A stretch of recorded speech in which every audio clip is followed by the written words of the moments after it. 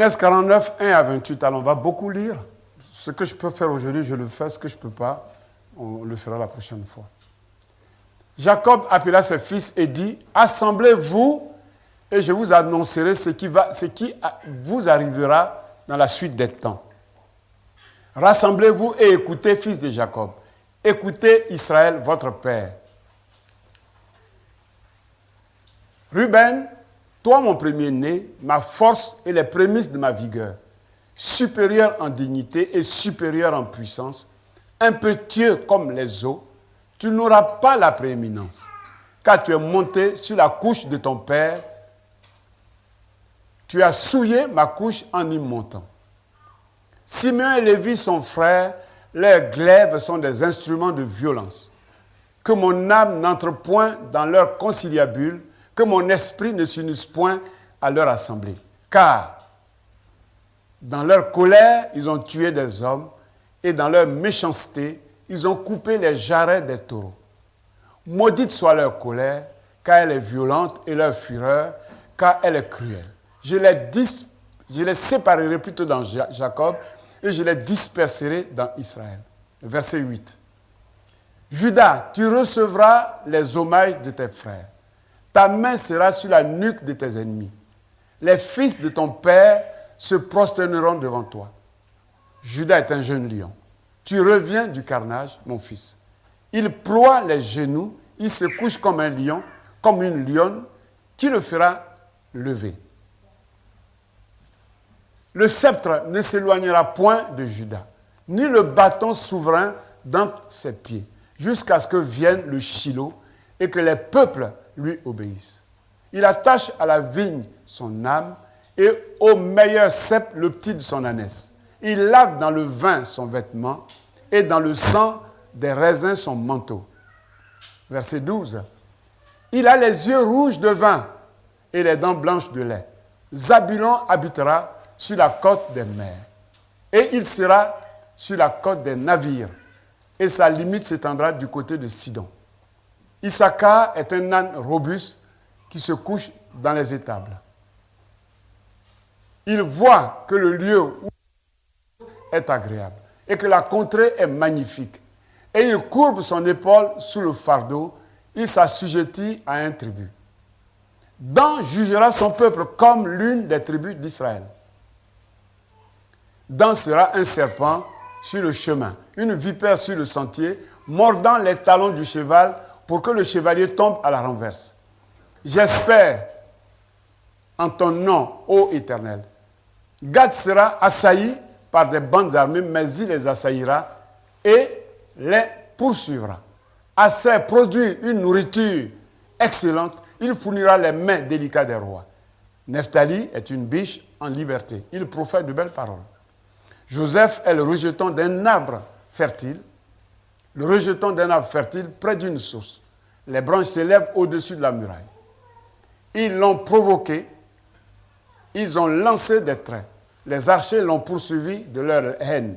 Mais son arc est demeuré ferme et ses mains ont été fortifiées par les mains du puissant de Jacob. Il est ainsi devenu le berger, le rocher d'Israël. Verset 25. C'est l'œuvre du Dieu de ton Père qui t'aidera. C'est l'œuvre du Tout-Puissant qui te bénira des bénédictions des cieux en haut, des bénédictions des eaux en bas, des mamelles du sein maternel. Les bénédictions de ton Père s'élèvent au la cime des cimes éternelles, des collines éternelles. Qu'elles soient sur la tête de Joseph, sur le sommet de la tête du prince de ses frères. Benjamin est un loup qui déchire. Le matin, il dévore la proie. Et le soir, il partage le butin. Ce sont là tous ceux qui forment les 12 tribus d'Israël. Et c'est là ce que leur dit leur Père en les bénissant. Il est béni chacun selon sa bénédiction. Amen. Nous voulons te bénir, Seigneur, pour ta parole. Tu me connais avec toutes mes faiblesses et tous mes manquements, Papa. Seigneur, tu sais que j'ai beaucoup de défauts, mais c'est malgré cela que tu as voulu que je sois au-devant de cette église-là. C'est pourquoi je ne peux pas me passer de la présence de ton esprit en moi. Cet esprit qui vient pour combler ces misères, afin que ta parole ne soit pas diluée par elle et que les cœurs puissent la recevoir en terre fertile pour nous aider à continuer de croître. Je sais que l'ennemi voudra l'arracher pour qu'au sortir d'ici, on l'oublie. Mais Seigneur, tu es là pour que ton sang nous serve de bouclier à notre cœur, afin que nous puissions recevoir et garder cette parole en nous, au nom puissant de Jésus. Amen. Amen. Alors, comme je donne toujours un titre, c'est celui-là. Les prophéties de Jacob ou les différents types de chrétiens. Comme nous le savons tous, mes bien-aimés, pardon, prenez l'enfant parce que comme on filme, Eden, viens chercher ton petit frère, là, s'il te plaît. Il croit qu'on est à la piscine, hein? Non, on est au culte. Il croit qu'on est dans un centre d'aération, un centre aéré. Voilà, allez, va avec Eden. Donc, comme nous le savons tous, à un moment ou à un autre de leur vie, beaucoup de gens écrivent leur testament. Dans quel but? Dans le but de faciliter les choses aux héritiers au moment de leur départ. Un certain nombre de personnes qui ont eu une vie pleine, bien remplie, vont même jusqu'à rédiger leur mémoire. Alors, c'est quoi les mémoires? Les mémoires, ce sont des écrits autobiographiques dans lesquels une personne relate les événements vécus au cours de sa vie. Donc, il y a certains qui le font. Et il y a d'autres, lorsqu'ils sentent leur dernier jour venu, font un retour sur eux-mêmes pour tâcher de déterminer ce qu'ils lèguent à la génération future. Alors, cet héritage dont je parle n'est pas toujours en espérance et trébuchante. Ce n'est pas toujours de l'argent, mais ça peut être aussi un héritage moral. C'est-à-dire les traces qu'ils laissent derrière eux de leur passage sur terre. On avait un ancien président de chez nous qui s'est retrouvé à la CPI et à qui on attribuait des accusations. Il a pris le micro, il a dit à la juge, à la présidente du tribunal, « Madame, vous savez, quand un homme marche, il laisse des pas derrière lui. Donc, même si on l'accuse faussement, il n'y a qu'à aller regarder ses pas. J'ai écrit des livres, j'ai une histoire, j'ai vécu. Donc, en voyant, je ne me suis pas caché, vous allez savoir qui je suis. Donc, il y a des gens qui lèguent ça à leurs enfants. Amen. C'est pourquoi on dit tel fils, tel père, tel fils. De toutes les façons, on attache généralement beaucoup d'importance aux dernières paroles d'un être cher. Pourquoi? Mais parce qu'elles jouent un peu le rôle de signature à la fin d'une vie. Et surtout parce que dans la majorité des cas, les mourants disent toujours la vérité. Vous savez, quelqu'un même qui ment jusqu'à... Quand on commence à voir la mort, c'est là qu'on se rend compte qu'il y a un paradis.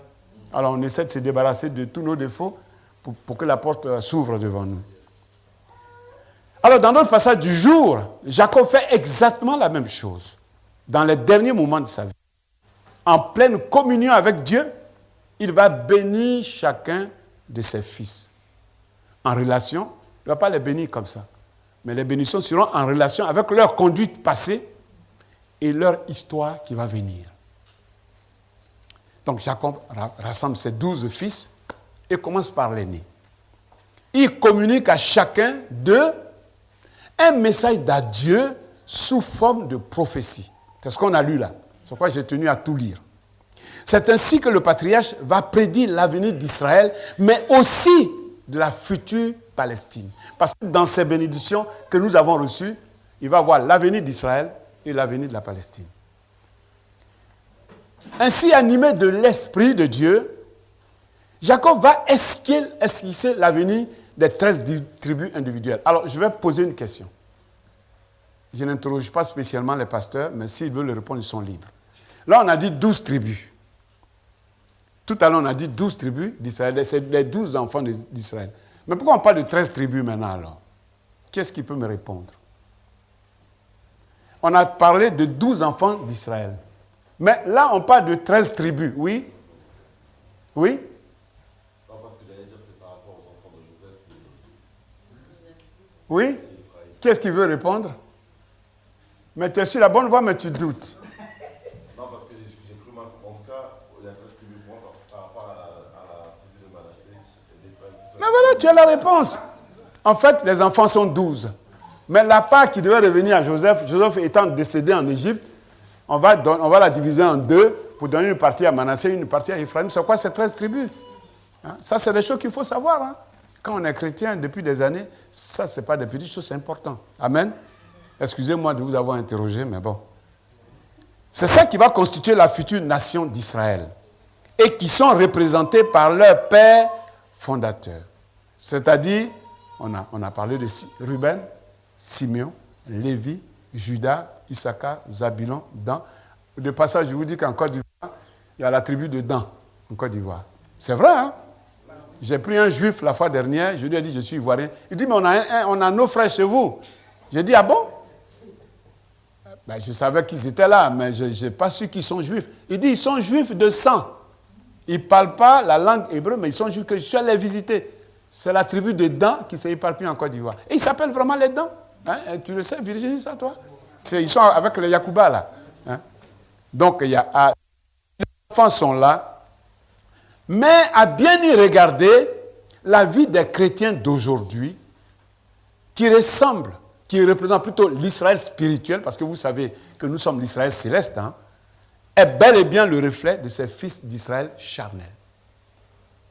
Nous allons donc méditer ce passage ensemble afin de vérifier cette similitude entre les enfants d'Israël et l'Église que nous représentons. Donc je parle des différents types, c'est pour ça que je parle des différents types de chrétiens. J'ai fait l'introduction, donc les différents types de chrétiens. Et on va commencer par le premier. Ruben ou les chrétiens instables. On va voir que Ruben représente le chrétien instable. Ruben, toi, mon premier-né, ma force et les prémices de ma vigueur, supérieur en dignité et supérieur en puissance. Impétueux comme les eaux, tu n'auras pas la prééminence. Car tu es monté sur la couche de ton père, tu as souillé ma couche en y montant. Qui connaît l'histoire? Qui connaît cette histoire-là? Alors, je vais l'expliquer. Donc, Ruben est le premier-né. Son nom, c'est l'enfant que Jacob a eu. Un fils. Il joue un rôle partagé entre les élans de compassion et de faute grave, Ruben, qui lui perdre son droit d'aînesse au profit de ses frères. Vous savez, le droit d'aînesse, c'est la double portion. Vous savez ce que c'est que la double portion en Israël? Ça dit, si un père a 5 fils, normalement, il doit partager l'héritage en 5 parts. Non, ce n'est pas ce qu'il fait. Il partage l'héritage en 6 parts et il donne 2 parts au premier-né. C'est ce qu'on appelle la double portion en Israël. Amen. Donc, on va commencer par les bons actes qu'il a posés. Il a posé de bons actes, Ruben. Et nous allons voir cela. Le sauvetage de Joseph, ça, vous allez voir ça dans Genèse 37, 21 à 23. Ça dit, quand les frères de Joseph ont commencé à le jalouser, ça dit les 11 autres frères, parce que le père l'aimait plus, ils ont décidé de le tuer. Il avait commencé à faire des rêves, des révélations sur son futur et tout ça. Les gens ont commencé à être jaloux et ils ont cherché à le tuer. Là va intervenir Ruben. Il va dire, non, on n'a qu'à le jeter dans une citerne vivante. Comme ça, il va mourir là-bas. Parce que lui, dans sa tête, c'était pour venir le récupérer clandestinement après pour le rendre à son père. Donc, les frères vont l'écouter et ils vont jeter Ruben, et plutôt Joseph, dans la citerne. Sauf que quand Ruben vient, les vendeurs, les marchands madianites l'ont kidnappé, ils sont partis avec lui pour le vendre. Donc, il était complètement détruit, mais on voit qu'il a posé un bon acte pour sauver Joseph. Donc, ça, c'est l'un des premiers bons actes. Et le deuxième acte, c'est celui-là. C'est l'épisode en Égypte que vous avez dans Genèse 42, 37. En fait, quand la famine est arrivée en Israël et que les enfants de Jacob sont allés chercher de la nourriture, ils ont trouvé Joseph qu'ils ont failli tuer, qui a été vendu, qui est devenu premier ministre, qui gérait tout. Ils ne l'ont pas reconnu. Joseph, lui, les a reconnus. Et Joseph avait un souci, il veut voir son petit frère Benjamin. Donc, qu'est-ce qu'il fait? Il fait comme si vous avez un frère, moi je veux voir votre petit frère parce que vous êtes des menteurs, vous êtes des espions et tout ça, parce qu'il veut qu'on lui ramène Benjamin justement pour le voir. Et donc il retourne pour voir Jacob, dit, on a trouvé quelqu'un là-bas, Il veut nous donner la nourriture, mais il veut voir Benjamin. Il dit, mais comment il a su que j'ai Benjamin? Ah, on ne sait pas. Mais en tout cas, il sait que tu as Benjamin. Il dit, mais je ne peux pas donner Benjamin. Ils ont déjà tué Joseph. Si maintenant Benjamin que j'aime, si on le tue, comment je fais? Alors Ruben va dire, moi je te garantis mes 2 enfants. Je te les donne comme caution. Moi je vais à Benjamin, je reviens avec lui. Si je ne viens pas avec lui, tue mes enfants. Donc encore un bon acte dans le but de ramener Joseph. Mais ce qui va le tuer, c'est le seul mauvais acte qu'il va poser et qui est très grave. Sa faute grave envers Bila. Ruben commet l'acte grave de coucher avec Bila. Et on a dit tout à l'heure qu'il est un fleuve impétueux. Donc Ruben va sortir de son lit pour aller dans le lit de son père, comme quand un fleuve déborde. Ruben va déborder, l'esprit de la sirène des eaux va animer le service de Ruben. Moi je vous dis, ça c'est un combat que chacun de nous doit mener dans sa vie. Des hommes qui trompent encore leurs femmes, des femmes qui trompent leur mari. Quand on est serviteur de Dieu, quand on est chrétien, c'est des esprits avec lesquels on peut naître dans nos familles. Moi, je suis né avec ça. C'est un esprit de ma famille. Je vous l'ai toujours dit. Ça a été un combat des années. Ce n'est pas un esprit qu'on gagne le lendemain. Mais il faut se mettre à la tâche. Parce que ça, c'est un esprit à lui seul. Il peut vous souiller la vie. Et Ruben était habité par cet esprit-là. Donc Ruben va aller prendre la concubine de son père, qui était la bonne, la rivale de sa mère. Et il va coucher avec elle. Ça va être très grave. Vous savez, je vous le dis, le sexe, c'est la porte que le diable adore. Prenez-le comme vous voulez. Faites comme vous voulez, mais les uns, ils sont témoins. Je suis en train de vous informer. C'est à chacun de se battre pour gagner ce combat-là. Le sexe, c'est la porte de toutes les failles dans la vie spirituelle. Amen. Amen. Je vous ai informé. Amen. Ruben est entré dedans. Ça, ce n'est pas Jacob qui parle. C'est l'Esprit de Dieu qui va animer Jacob pour bénir, pour maudire son propre fils. Quel père qui veut maudire son fils? Le premier. Mais Dieu va rejeter Ruben. Et le droit d'aînesse en Israël, c'est très grave. C'est quoi je dis toujours à mon fils, je te dis, Assiette, c'est ton grand frère. Il ne faut pas mépriser le droit d'aînesse. Quand on a un grand frère, il faut lui donner du respect. Après, même il ne le mérite pas, il ne le mérite pas. Donc Ruben ici, il va avoir ce problème-là. Et cet acte de désobéissance et d'atteinte à l'autorité paternelle va lui coûter sa position de premier-né.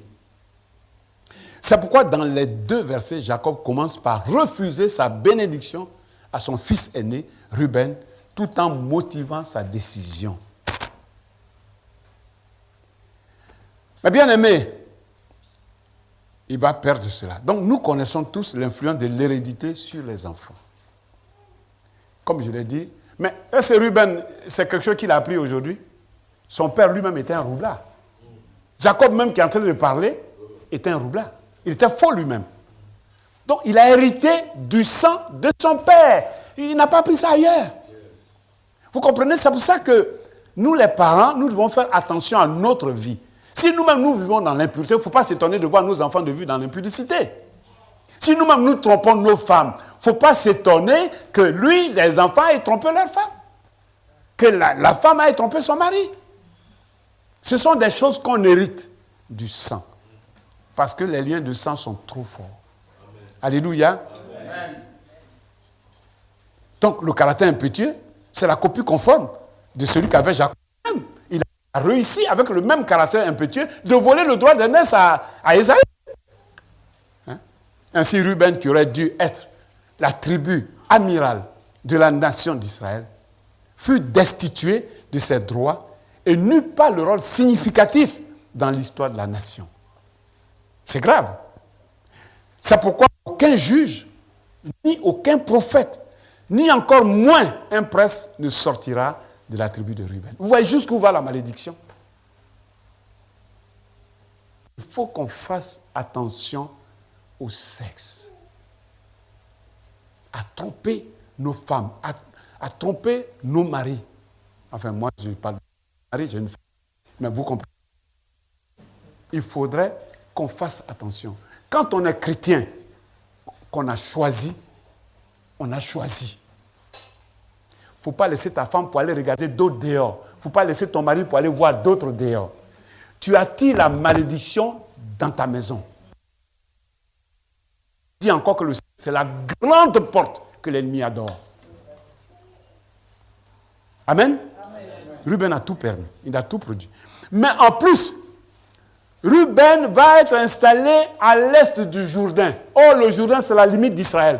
Donc, il va être installé à l'extérieur d'Israël, en proie aux ennemis frontaliers.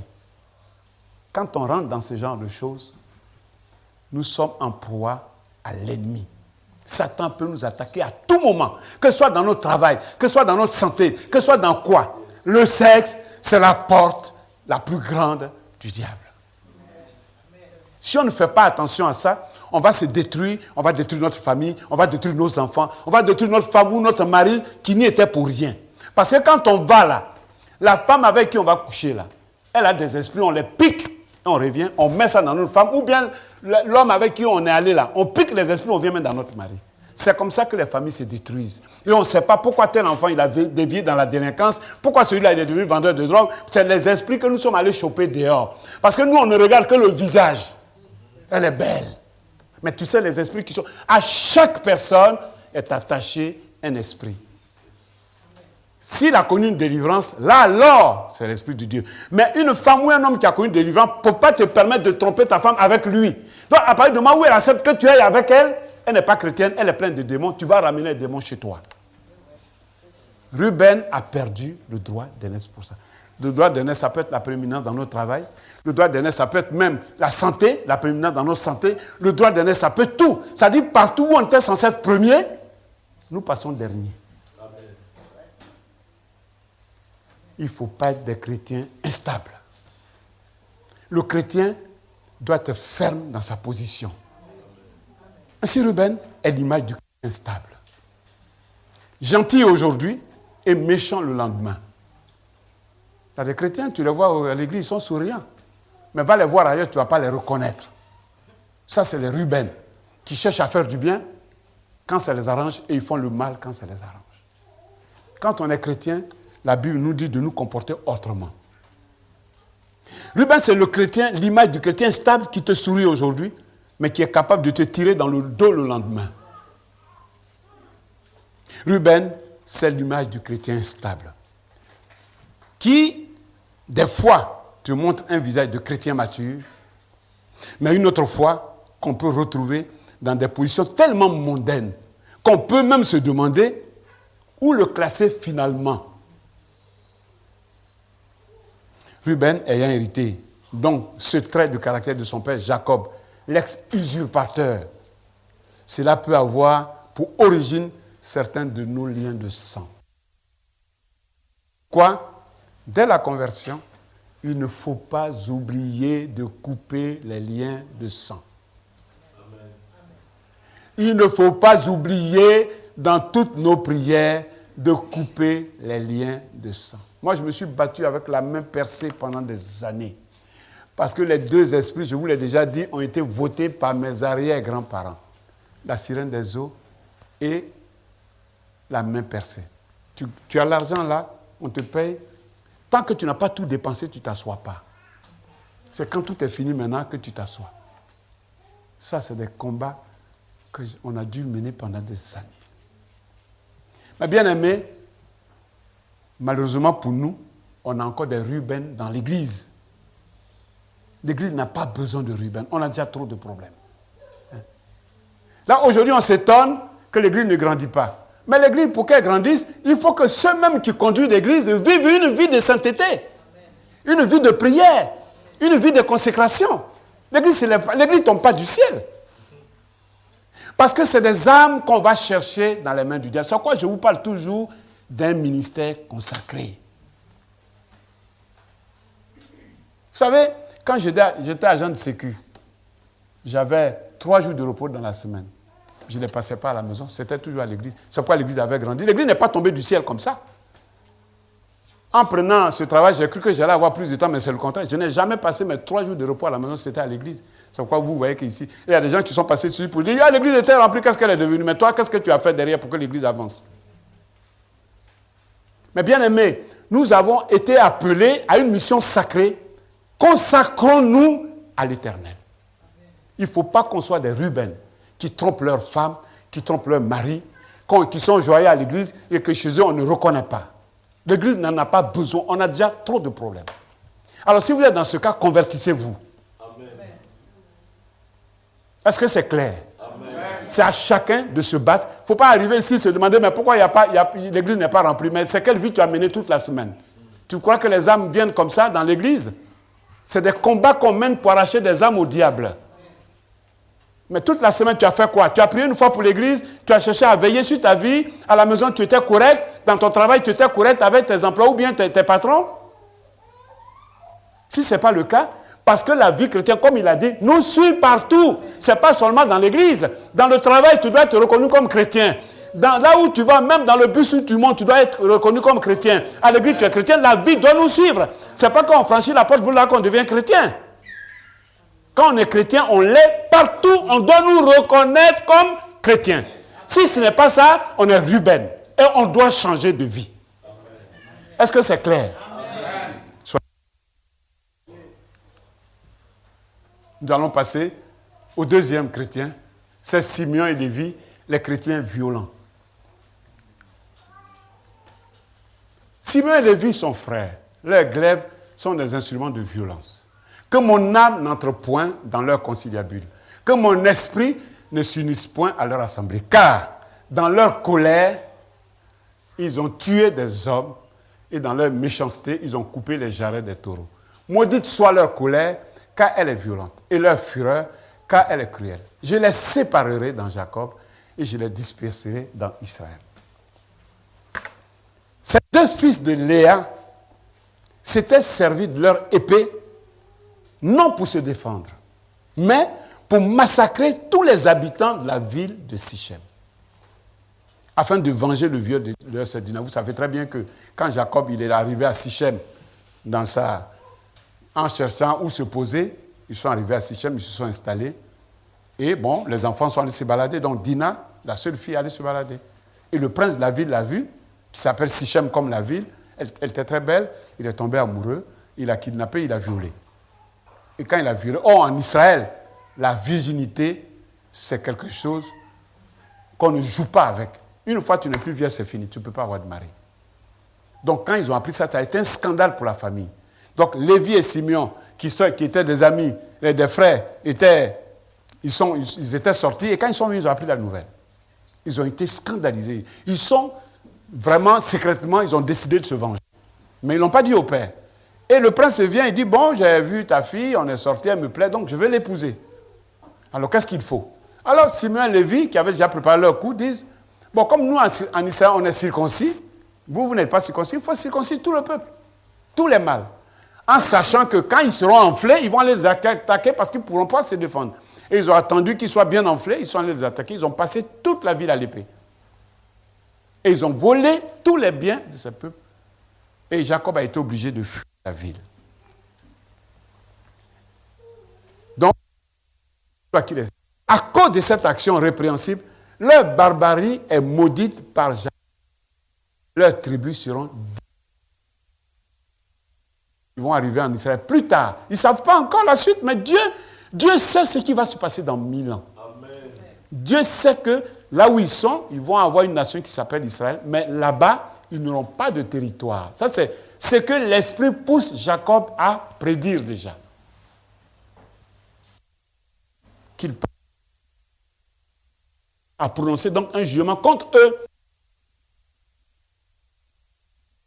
La petite tribu de Simeon ne reçut pas de territoire propre quand ils vont arriver en Israël, mais seulement quelques villes ici et là, à l'intérieur de la tribu de Juda. Regardez bien la tribu de Juda. Regardez la tribu de Juda. Elle en violet ici. Ils sont venus caler Simeon à l'intérieur. Ça dit, il n'a pas de limite comme les autres. Regardez que le rose, là, Simeon, il est à l'intérieur de Juda. C'est ce qui avait été prédit depuis Sichem. Lui encore, il a eu de la chance. Mais avec Lévi ne reçut que 48 villes qui sont parsemées dans chaque tribu. Encore là, Simeon, ils ont une tribu à l'intérieur. Mais les autres, ils ont mis 2 villes, 3 villes, jusqu'à ils ont eu 48 villes, les Lévites. Oui? Hein? Ah, d'accord. Donc, Simeon, quelle leçon on peut tirer? Simeon et Lévi sont l'image des chrétiens violents. Et c'est dommage parce qu'on a encore des chrétiens violents. Des chrétiens ou des chrétiennes qui ne savent pas parler à leurs frères, qui ne savent pas parler à leurs sœurs.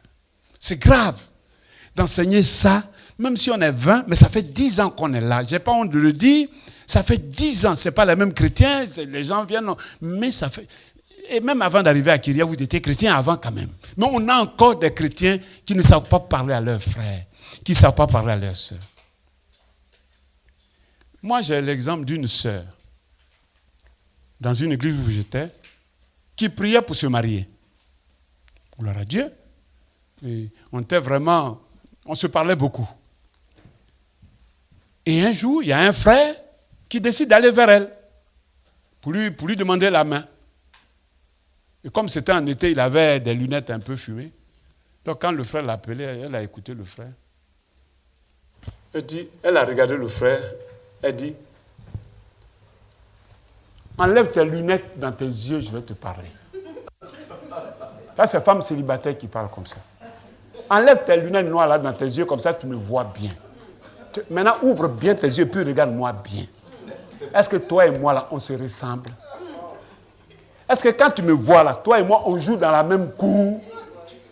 Parce que dans Maria, il y a Ligue 1, il y a Ligue 2, il y a Ligue 3. C'est avec elle que j'ai appris ça. Le frère dit, mais ma soeur, il dit, tais-toi, elle dit, tais-toi, je vais te parler. Nettoie bien tes oreilles. Voilà. Quand tu me vois, il faut passer à 3 kilomètres. Ça, je vous parle de ça il y a 15 ans. Mais je n'ai pas appris qu'elle s'est mariée. Je crois qu'elle attend toujours le prince charmant. Je crois que si quelqu'un vient avec les lunettes noires, elle va le prendre cette fois-ci. Parce qu'elle est arrivée à un moment où elle est prête à prendre tout. Même quand tu ne veux pas le frère, c'est déjà une grâce que Dieu ramène quelqu'un vers toi. Après, tu es libre de dire que ce n'est pas ton goût, ce n'est pas ton choix. C'est parce que tu es célibataire que tu prends, c'est que n'importe quoi. Mais il y a une façon de parler au frère. Parce que le fait même qu'il vienne déjà, c'est la grâce de Dieu. Frère, je suis désolé, mais franchement, pour moi, ce n'était pas mon goût. Utilise les mots, pour qu'ils comprennent. Il faut être diplomate quand on est chrétien. Parce que quand tu fais ça, tu crois que Dieu va t'envoyer encore un deuxième enfant? Pas parce que tu l'as refusé, mais la manière dont tu l'as refusé. Des frères et des sœurs qui parlent à leurs conjoints comme des inconvertis. Ouais. Quand tu vois, ça arrive dans tous les foyers qu'on se chamaille un peu. Moi, chez moi, ça arrive avec ma femme. On se chamaille. Et quelquefois, c'est un peu souvent, mais après, ça devient de la plaisanterie. Mais quand tu entends des frères parler à leurs femmes, c'est comme des esclaves. C'est comme des esclaves. Moi, je dis, si Dieu pouvait mettre des micros dans les maisons et des vidéos, ça allait être très compliqué. Regardez la prophétie. Regardez la prophétie qu'on a eue tout à l'heure. Elle parle des couples. Et c'est ce que, dans le message, j'étais dans le toilette, j'ai dit, mais Seigneur, merci. Bon, quelquefois, il y a des femmes aussi qui sont tellement insolentes que le mari même ne sait pas qui il est dans la maison. Moi, j'ai eu un frère qui m'a dit, chez moi là, c'est elle qui a la culotte. Et même quand il parle, il regarde derrière pour pas qu'elle entende, sinon il va être puni à la maison. On va commencer par les femmes. Voilà ce que la Bible dit. Si on veut être tranquille, il faut obéir à la parole de Dieu. Parce qu'on a dit qu'on veut être chrétien, et les chrétiens, notre code de la route, c'est la parole de Dieu. Comment Dieu organise le foyer pour qu'il soit tranquille? Il va commencer par les femmes. Femmes, soyez soumises à vos maris comme au Seigneur. Car le mari est le chef de la femme, comme le Christ est le chef de l'Église, qui est son corps et dont il est le sauveur. Or, de même que l'Église est soumise à Christ, les femmes aussi doivent l'être à leur mari en toutes choses. Moi, je suis allé dans un domicile rendre visite à un couple. Mais comme la femme était habituée à parler comme ça à son mari, ma présidente ne lui a rien dit. Donne-moi la casserole là-bas. J'ai dit, mais je regarde s'il y avait un enfant. Non, ça, je te dis, donne-moi la casserole là-bas. Je t'ai dépassé. Chérie, est-ce que tu peux me donner la casserole? C'est pas beau ça? Est-ce que c'est pas joli? Chérie, avec un sourire. Chérie, est-ce que tu peux me donner la casserole? S'il te plaît. Merci. Mais il va courir, le monsieur. Il va le faire avec joie. Mais tu peux me donner la casserole? Je suis ton esclave. Je suis ton esclave maintenant. Je ne te donne pas la casserole. Fais ce que tu veux. Si Sylvie me dit ça, je vais lui répondre comme ça. Je vous dis la vérité, je ne peux pas vous mentir. Parce que moi, je suis caché. Si Sylvie me dit à moi, Didi, donne-moi la casserole là-bas, je dis, je ne te donne rien. C'est simple. Allez dans une société, voyez un employé qui dit au directeur, va me prendre le marteau. Et le directeur va courir. Vous avez vu ça? Et c'est ça qui déstabilise les foyers. Alors ici en France, ils ont créé leur loi. Bon, on est là, hein. Si on n'est pas content, on retourne dans nos pays. Comme on est là, on respecte. Mais entre nous ici, là, on a un code de la route, non? Nous, on est dans leur pays devant eux. Bon, on fait oui. Mais nous, on a notre code, non? Toi, la femme, tu sais très bien ce que la parole dit de ta position dans le foyer, non? Mais respecte ta position. Est-ce que ça t'enlève quelque chose? Je dis, chérie, est-ce que tu peux me donner la casserole, s'il te plaît? C'est tellement beau. Alors, les hommes, souvent, quand ils ripostent, c'est avec les muscles aussi. Hein? Qu'est-ce qui s'est passé? Ils ne veulent pas qu'on parle des hommes? Mais, Marie, aimez vos femmes comme Christ a aimé l'Église. Et c'est même lui, il s'est lui-même livré pour elle, afin de paraître devant lui, cette Église glorieuse, sans tache, ni ride, ni rien de semblable, mais sainte et irrépréhensible. Il continue. C'est ainsi que les maris doivent aimer leurs femmes comme leur propre corps. Celui qui aime sa femme s'aime lui-même, car jamais personne n'a haï sa propre chair, mais il la nourrit et en prend soin comme Christ le fait pour l'Église. Il y a des chrétiens qui frappent encore leurs femmes. Est-ce que tu peux te gifler toi-même? Tu ne peux pas te gifler. Regardez comment Christ il a donné sa vie. Aujourd'hui, nous tous ici, là, à commencer par moi, nous sommes encore des pécheurs. C'est pour ça que Christ, lui qui n'a pas péché, allait mourir. Et si vous regardez juste le film de comment il a été maltraité, moi je ne retiens pas mes larmes, donc je ne regarde jamais. Et la Bible dit qu'on doit aimer nos femmes de la même manière. Donc tout à l'heure, j'ai dit à Sylvie que si mon époux dit donne-moi la casserole, je devais pouvoir partir. Hein? Quand j'ai dit ça, il y a des hommes qui m'ont soutenu ici. Mais j'ai voulu voir un peu où ils vont aller. Normalement, si Sylvie, je vais prendre, après je lui fais la leçon. Hein? Parce que c'est ce que la Bible nous dit. Moi, je vous dis honnêtement, humainement, comme on a pris de mauvaises habitudes, ce n'est pas facile. Mais si on se comporte comme ça, il n'y aura jamais de problème dans nos foyers. La Bible a parlé de pardon. Aujourd'hui, qu'est-ce qui fait briser les foyers chrétiens? Le manque de pardon. Quelle est la faute qu'une personne peut commettre au point qu'on ne peut pas la pardonner? Christ dit, Pierre demande, mais c'est combien de fois je dois pardonner mon frère? 770 fois. Hein? 777. Oui, 777 fois. Mais quand vous multipliez, vous atteignez ce chiffre-là. Nous, à la première faute, à la deuxième faute, on dit j'ai trop pardonné. C'est trop. Et c'est ce qui fait que dans les églises, les couples ne tiennent pas longtemps. Parce que le manque de pardon. Vous savez, quand quelqu'un t'a fait un si grand mal, et que malgré ça tu le pardonnes, normalement la personne, elle s'efface. Elle s'est dit, j'ai fait ça, il a pu me pardonner, je vais faire attention. Mais malheureusement, il n'y a plus de pardon dans l'Église. C'est pour ça que c'est dans les foyers chrétiens qu'on trouve plus la violence que dans les foyers païens. Et ça, comment on veut ramener des chrétiens, plutôt des païens, dans l'Église? Parce que quand vous allez avec le sourire, l'Esprit de Dieu ne nous accompagne pas parce que nous sommes hypocrites. Chez nous-mêmes, on n'apporte pas la paix et on promet la paix à des païens. Ça, c'est le problème de l'Église. Toi-même, tu es dans la violence. Tu n'arrives pas à pardonner ta femme. Tu n'arrives pas à pardonner ton mari. Et tu vas annoncer la paix à un païen. Tu vas utiliser toutes les bonnes paroles. Mais la personne ne viendra pas parce que c'est l'esprit qui convainc les cœurs. L'esprit dit que tu es mal placé pour parler de paix parce que chez toi, tu envoies la guerre. La vie chrétienne, c'est ça, c'est simple.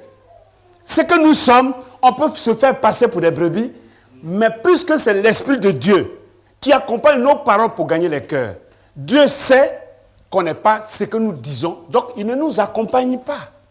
Ce n'est pas compliqué. Donc on parle, rien. Vous savez que pour que l'Église prospère, il faut regarder à tout ça. Hein? Ce n'est pas du korobosi, korobosa. Hein? Non. Donc les gens se sont tellement entraînés chez eux dans la violence sur leurs conjoints qu'ils ramènent la même attitude à l'Église sans s'en rendre compte. Parce que ceux qui sont vrais, comme ils s'y ramènent ici. L'Église ne savent même pas parler à leurs frères. Moi, je suis le pasteur de l'Église, mais si je dois dire au pasteur, je vais dire, frère, est-ce que tu peux faire ça? Je ne dis pas, fais. Qui je suis? Est-ce que je paye le pasteur Joseph pour être ici? Il peut aller dans une grande église au lieu d'être dans 10 membres là. Et je lui dis, Joseph, fais. Mais qui es-tu? Pasteur Joseph, est-ce que tu peux faire ça pour moi, s'il te plaît? On doit se respecter ici. Hein? Est-ce que moi je vous paye pour être ici? Est-ce que vous me payez aussi? Et alors? Il faut qu'on se respecte. Le chrétien, la première arme du chrétien, c'est la sagesse. Savoir parler aux autres. Moi, je suis avec mes anciens depuis les 10 ans qu'on galère ensemble. Pourquoi? Mais parce que je sais leur parler, ils savent me parler. Ceux qui sont sortis du milieu de nous, ceux-là, ils ne devaient pas être au milieu de nous, c'est tout. Mais les hypocrites, eux, passer pour les agneaux de l'église, ils arrivent avec un grand sourire. Ma soeur, comment ça va? Et la semaine? Mais tu connais la semaine de ta femme, de ton mari que tu as laissé à la maison? Tu lui as pourri la vie toute la semaine et tu viens savoir si lui, il a passé une bonne semaine? Hypocrite. Ça, c'est le mal de l'église. Or, que dit la Bible à ce propos? La Bible nous parle, mais on ne lit pas la parole, ou on la lit comme un journal. Que votre parole soit toujours accompagnée de grâce, assaisonnée de sel, afin que vous sachiez comment il faut répondre à chacun. Ça, c'est pas la parole de Dieu? C'est pas ça la parole? On parle comme ça. On parle comme ça aux frères en Christ. On parle comme ça à sa femme. On parle comme ça à son mari. Parce qu'on a une autorité. Et le Christ dit, je suis le chef du foyer. Mais tu ne mérites pas d'être chef. Il faut faire attention à ce qu'on fait. Le chrétien doit tourner sa langue 7 fois avant de parler. Parce que même le païen à qui tu parles, lui, il n'a pas voulu dire tout son témoignage, mais certainement, il y a quelque chose qui a marqué son patron. Quand le païen, tu lui parles à chaque fois bien, il commence à se demander qui tu es. Parce qu'il n'est pas habitué à ce qu'on lui parle comme ça. Et même, il va venir te demander, mais toi, tu es comment? Quand tu dis, je suis chrétien, dis, je vais avec toi. Mais quand tu es en train d'agresser tes collègues, tes employés, tes patrons, ou bien ta femme et tes enfants, et après tu vas sortir quand c'est l'église, chérie. Mais tu n'es pas vrai en fait. C'est le problème de l'église. Nous, on n'est pas convertis, mais on va amener d'autres personnes à la conversion, c'est impossible. Si nous n'obéissons pas à cette parole, mes bien-aimés, qui est là, en voulons-nous hériter de Dieu qui a donné cette parole? Parce que là, on parle de l'héritage de Jacob, là. Ça, c'est Lévi et Simeon. Aucun père ne donne d'héritage à un fils rebelle à une fille désobéissante. Aucun. Amen. C'est exactement ce que Jacob a fait avec Simeon et Lévi. Mais bien aimé, de Lévi et de Simeon, l'Église a déjà trop de problèmes. On n'en a pas besoin. Je préfère même qu'on soit 10 que d'avoir des Lévi et des Simeon.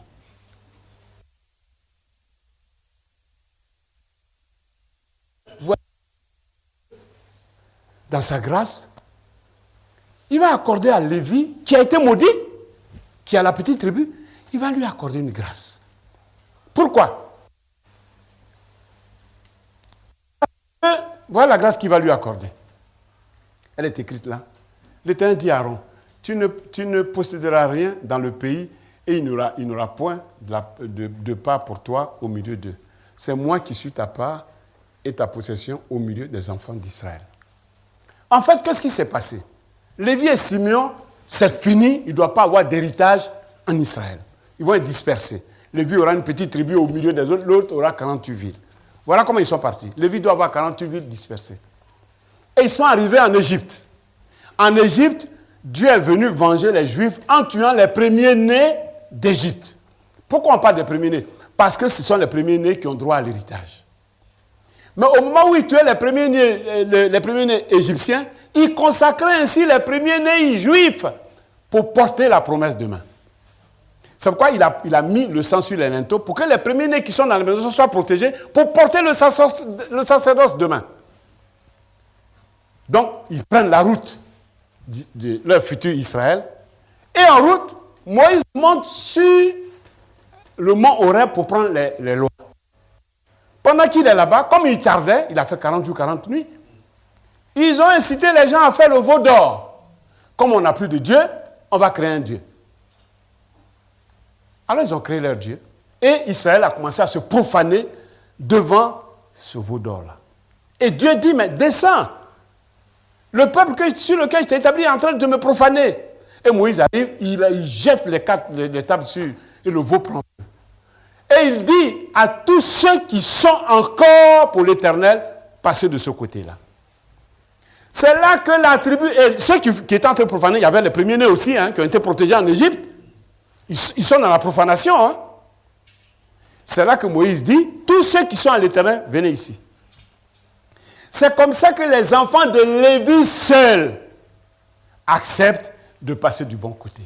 Et Moïse, pour éprouver leur foi, dit, prenez des épées, allez tuer ceux qui sont de l'autre côté. Ils n'ont pas hésité, ils ont pris leur épée, ils ont égorgé tous ceux qui étaient devant eux.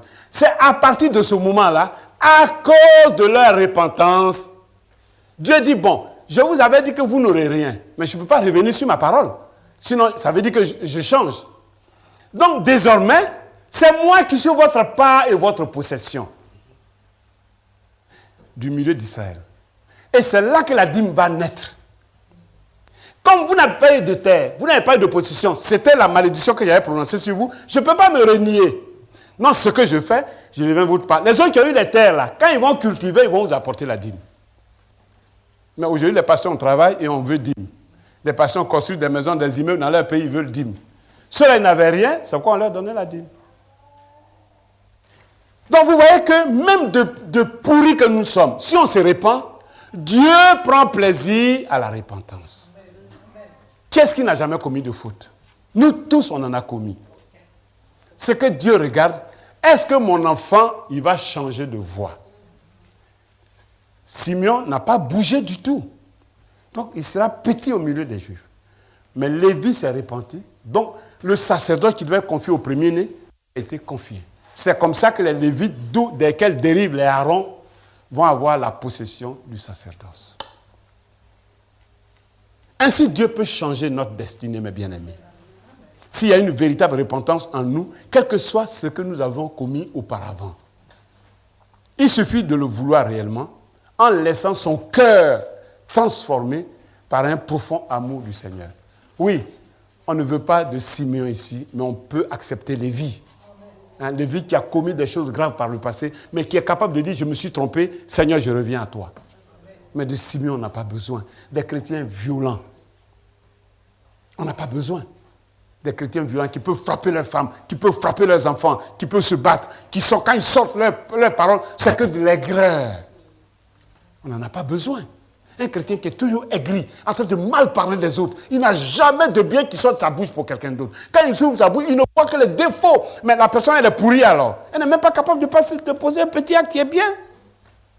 Ça, quand tu vois ça c'est Simeon. Des chrétiens violents, on n'en a pas besoin. Nous sommes ici, on est là, on dit, Kyria, c'est l'amour dans la vérité. Mais il faut le démontrer dans les actes. Ce n'est pas les tomates qu'on partage là, ce n'est pas ça qui est chose, amour. C'est ce qui sort de ta bouche là. Or, la Bible dit que c'est de l'abondance du cœur que la bouche parle. Mais même dans le partage de tomates là, on va se battre encore. Ça, c'est amour. C'est pour ça que les diacres ont été établis. Ça n'a pas commencé aujourd'hui. Dans les Corinthiens, les diacres ont été établis que pour ça. La nourriture, les gens se battaient sur la nourriture. Amour, c'est beau à vous dire, mais c'est difficile à pratiquer. Mais bien aimé, on n'a pas besoin de chrétiens violents à Kyria. Celui qui est encore dans la violence, qui se convertisse. Ça veut dire que tu n'es pas converti. Tu n'as pas donné ton cœur à Dieu. Change, mon bien-aimé. Sinon, c'est au dernier moment que tu vas t'étonner quand le Seigneur dit que je ne t'ai jamais connu. Va de l'autre côté.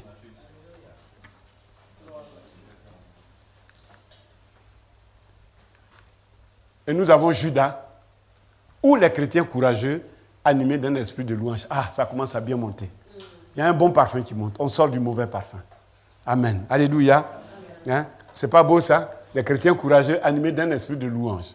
Judas, tu recevras des hommages de tes frères. Ta main sera sur la nuque de tes ennemis. Les filles de ton père se prosterneront devant toi. Judas est un jeune lion. Tu reviens du carnage, mon fils. Il ploie les genoux. Il se couche comme un lion, comme une lionne. Qui le fera lever? Le sceptre ne s'éloignera point de Judas, ni le bâton souverain d'entre ses pieds, jusqu'à ce que vienne le Shilo et que les peuples lui obéissent. Et il continue, il dit ceci, il attache à la vigne son âne et au meilleur sceptre le petit de son ânesse. Il lave dans le vin son vêtement et dans le sang des raisins son manteau. Il a les yeux rouges de vin et les dents blanches de lait. Le nom Judas est construit à partir du mot qui signifie louer ou célébrer. Donc, ses frères le célébreront, c'est ce que Jacob dit. La prééminence sur eux. C'est-à-dire, la place de Ruben va revenir à Judas. Judas reçoit donc une autorité qu'il exercera souvent sur les autres tribus d'Israël au cours de son histoire. On va le voir. Judas sera plus nombreuse, premièrement, et Judas occupera la première place lors des déplacements de la nation. J'avais fait un enseignement dessus. C'est aussi elle qui prendra l'initiative de la plupart des campagnes militaires. C'est Judas qui décide qu'aujourd'hui on va en guerre. Avec David puis Salomon, Judas devient la tribu royale. C'est-à-dire David et Salomon viennent de Juda. Après leur retour d'exil de Babylone, Judas donnera son nom à toute la nation.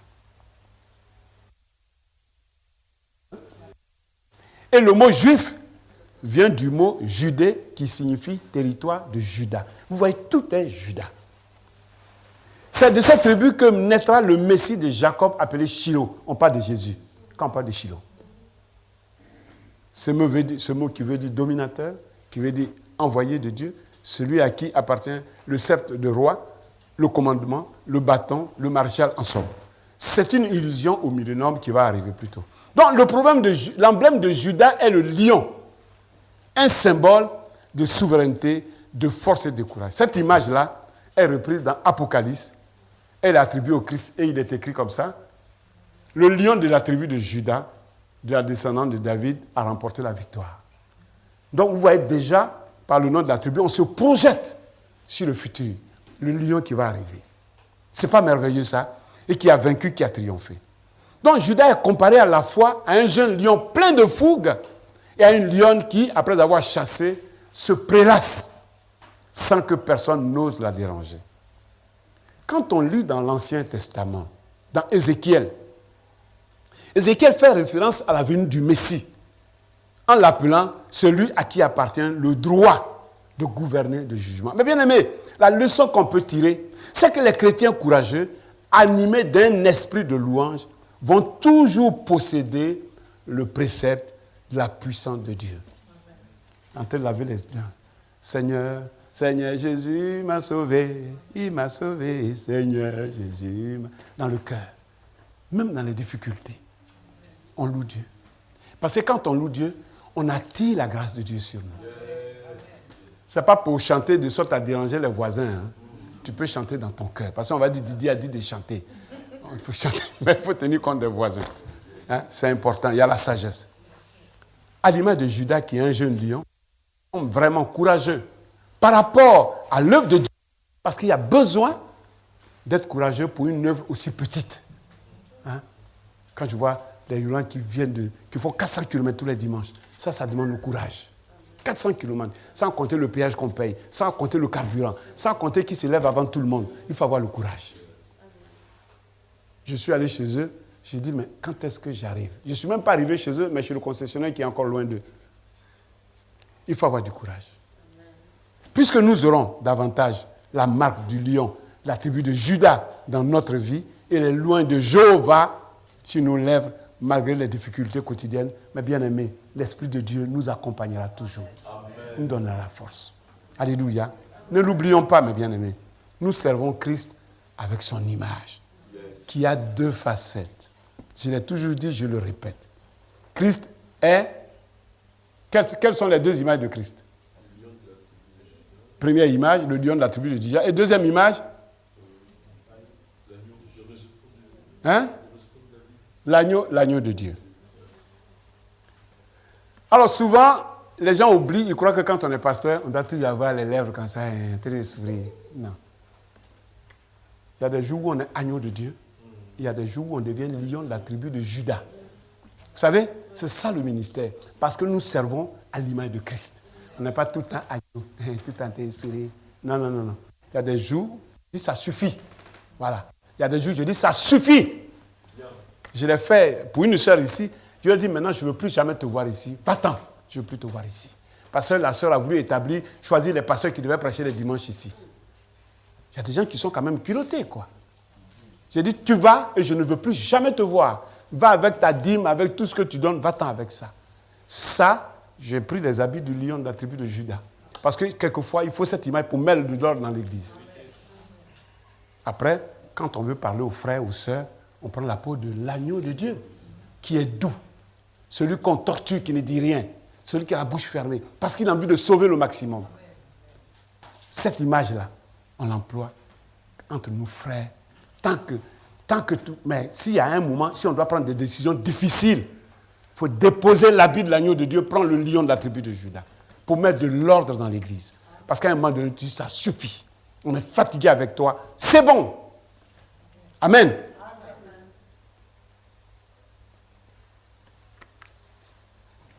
Il faut qu'on fasse attention, mes bien-aimés.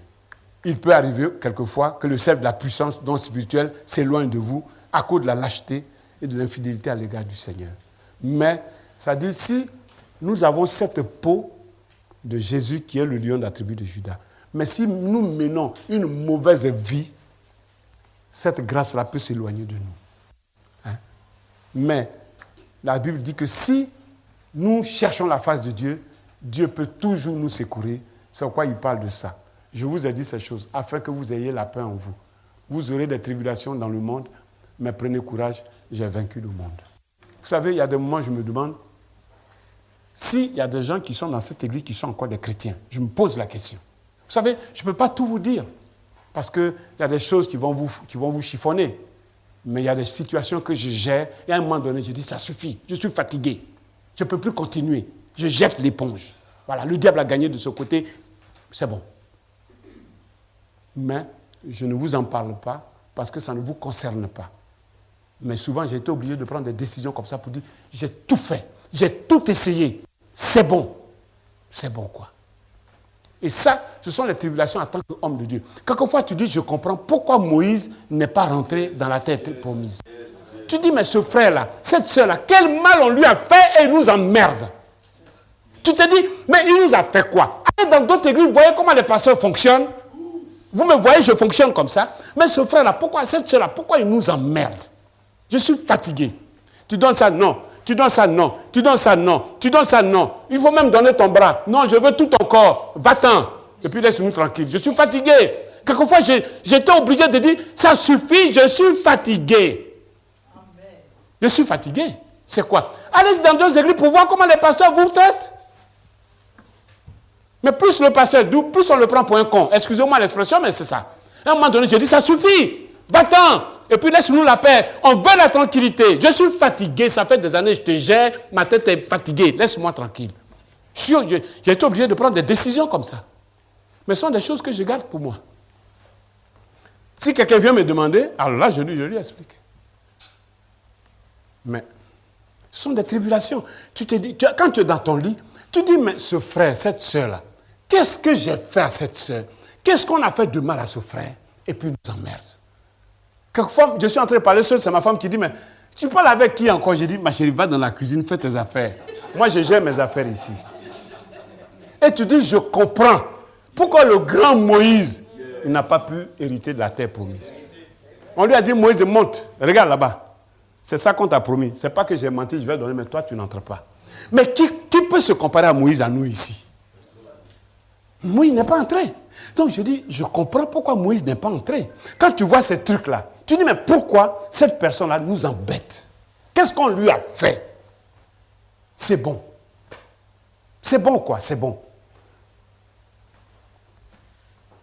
Et ça, ce verset vient me consoler.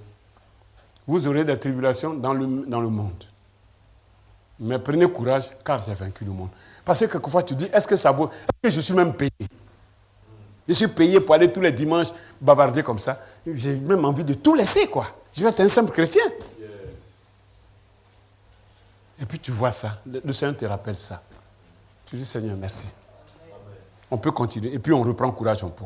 C'est pourquoi Judas est comparé à un lion qui, après avoir dévoré sa proie, retourne à son antre dans les rochers de la montagne où il s'accroupit sans que nul ne vienne troubler son repos. Parce qu'il continue ce verset-là. Donc c'est à ce chef redouté dont ses frères reconnaissaient la suprématie qui sera naturellement dévolue l'autorité royale en Israël. Mais bien aimé, des Judas, on en a besoin dans l'Église. On a besoin des Judas. C'est ça. On veut des Judas, plein de Judas. Je prie Dieu qu'il transforme nos cœurs pour qu'on soit tous des Judas. Je vais parler de Zabulon et je m'arrête là, parce que je ne veux pas non plus dépasser l'heure. Donc je vais parler que de Zabulon et puis on va certainement continuer la prochaine fois. Zabulon, ou les chrétiens consolateurs et réconfortants. Ça, l'Église en a vraiment besoin. Des gens qui peuvent consoler. Zabulon habitera sur la côte des mers. Il sera sur la côte des navires. Quand on parle de la côte des mers, la côte des navires, ça vous fait penser à quoi? Là où il y a les navires, c'est quoi? C'est le port. Ça nous fait passer au port. Et sa limite s'étendra du côté de Sidon. Dans Zabulon, ne s'étant distingué ni en bien ni en mal, quand vous regardez dans la Bible, on ne va pas vous dire qu'ils ont fait du bien, ils ont fait du mal. Et sa tribu, n'étant pas appelée à jouer un rôle répondant, Jacob se borne à décrire son territoire, en faisant allusion à son nom qui signifie, parce que Zabulon signifie habitation. Donc Zabulon va occuper les hauts des plateaux de la Galilée, au nord de la Palestine. Cette tribu ne jouera pas donc de rôle important en Israël. L'emplacement du port de Sidon, alors ville principale de la Phénicie, est situé aujourd'hui parce que ce territoire se trouve sur le territoire libanais aujourd'hui, Zabulon. Ça se trouve sur le territoire libanais. C'est pourquoi Israël continue de combattre au Liban, parce qu'ils ont une partie des Juifs, de Zabulon est là-bas. Amen. Voilà. Donc Zabulon, c'est l'image du chrétien consolateur et réconfortant. Car Zabulon signifie demeure et indique au lieu de refuge pour celui qui est dans la détresse. Zabulon est l'image donc du chrétien toujours prêt à tendre la main pour secourir quand il voit les frères en difficulté, ou à prononcer des mots de réconfort pour que les âmes qui sont dans la désolation se ressaisissent. Ils ont cet art-là. Tu es découragé mais quand le frère arrive ou la soeur arrive, tu respires. Et tu te dis, mais pourquoi j'étais dans cet état? Mais parce que la soeur est passée. Ce n'est pas parce que ce qui t'a mis dans cet état n'était rien, mais parce que la soeur qui a le don est passée. Tel un bateau battu par les brèches. Donc quand tu es secoué, tu ne peux que te reposer à Zabulon qui est le port. Quand tu arrives là, tous les flots s'éteignent. C'est pourquoi il s'appelle Zabulon. Zabulon qui est le port. On a toujours grand besoin de ce genre de chrétiens dans l'église. Ceux-là, on les cherche avec torche. Combien avons-nous besoin de tels chrétiens? Car voici ce que dit la parole de Dieu à propos de ce genre de personnes. Consolez mon peuple, dit votre Dieu. Vous voyez que dans l'église, on a besoin de personnes qui viennent pour consoler. Mais Matthieu va enfoncer le clou en disant ceci. Heureux ceux qui procurent la paix, car ils seront appelés fils de Dieu. Est-ce que nous, on ne veut pas, à la fin de notre vie, être appelés fils de Dieu? Ah bien, si on le souhaite, nous savons ce qu'il nous reste à faire. C'est de chercher ce cœur transformé qui nous aide, non pas à troubler l'Église, non pas à troubler les frères. Il suffit qu'on marche sur son petit pied et ça devient un problème qui dure 1 an. L'Église n'en a pas besoin. Il faut savoir pardonner. C'est quoi maintenant ta marque de chrétien? Si tu sautes sur tout ce qui bouge, deviens Zabulon. Le port où les navires qui ont été frappés par les flots viennent se reposer. Mais bien aimés, on a besoin de Zabulon à Kyria. Soyez bénis. Amen.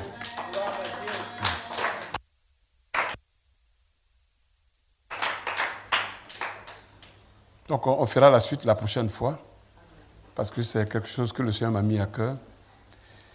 Donc je vais prier pour la fin. Seigneur mon Dieu, mon roi, nous voici arrivés à la fin de cette étude que tu m'as mise à cœur de pouvoir faire. Et mon Dieu, mais le temps n'a pas suffi, je le savais. Alors Seigneur, bénis les cœurs. Tu vois combien nous avons connu, même une petite église, les tribulations que nous avons connues. Seigneur, nous avons besoin de Zabulon, où on trouve le repos. S'il te plaît, Papa, donne le repos à Kyria.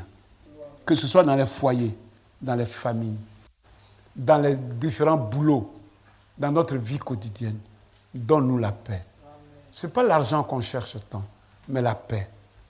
Alors nous avons besoin de 1000 Zabulons dans cette église, Papa. Fais grâce à tes enfants. Ceux qui ont encore tous besoin de faire des efforts pour devenir meilleurs. D'un point de vue, ceux dont on a hérité, les traits de caractère, le Dieu qui transforme les cœurs. Nous avons besoin de transformer, à commencer par moi-même, pour que quand on sera devant toi demain, que tu n'aies rien à nous reprocher. C'est au nom de Jésus que j'ai prié. Amen. Exceedingly, abundantly, above all you could ask for.